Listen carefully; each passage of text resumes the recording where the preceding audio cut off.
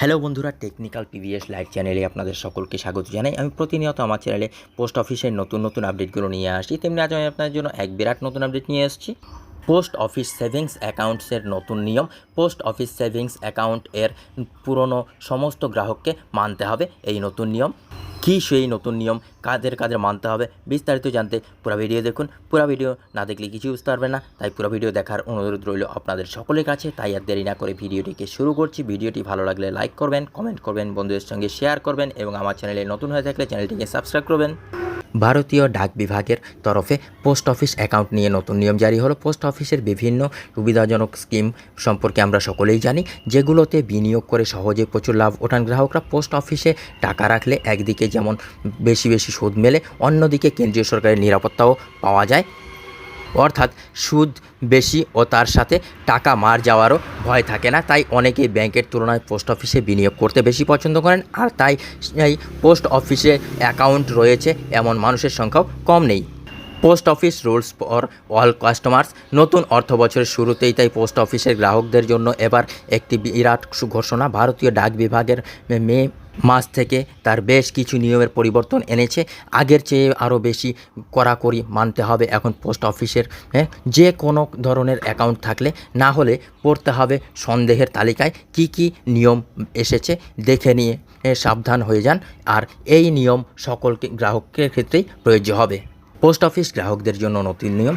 নতুন এই নিয়ম চালু হওয়ার ফলে পোস্ট অফিসের যে কোনো স্কিমে বিনিয়োগ করতে গেলে প্যান কার্ড দেখানো বাধ্যতামূলক, কিন্তু এখন সেই নিয়ম আরও একটি সংশোধন করেছে ডাক বিভাগ। কোনো গ্রাহক বিনিয়োগের সময় প্যান কার্ডের নথি জমা দিলে সেই নথিকেই আয়কর দফতর মারফত ক্রস চেক করা হবে। এই কথা জানিয়েছে ভারতীয় ডাক বিভাগ।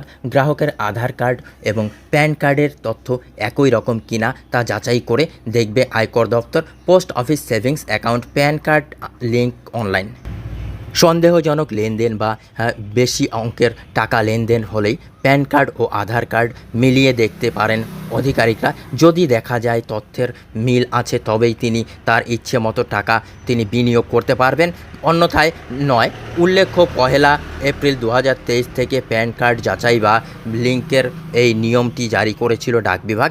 কথা ছিল 30 এপ্রিল 2024 তা বন্ধ করা হবে, কিন্তু বর্তমানে বিভিন্ন ক্ষুদ্র সঞ্চয় প্রকল্প যেমন পিপিএফ, এনএসসি ইত্যাদি বিনিয়োগ বাড়া এই বিনিয়োগ নিয়মকে আরও বেশি দিন বজায় রাখার সিদ্ধান্ত নিয়েছে ডাক বিভাগ। 7 মে তারিখে বিজ্ঞপ্তি জারি করে এই বিষয়টি পরিষ্কার করেছেন তারা। পোস্ট অফিসে বেশি টাকা লেনদেনের নিষেধাজ্ঞা।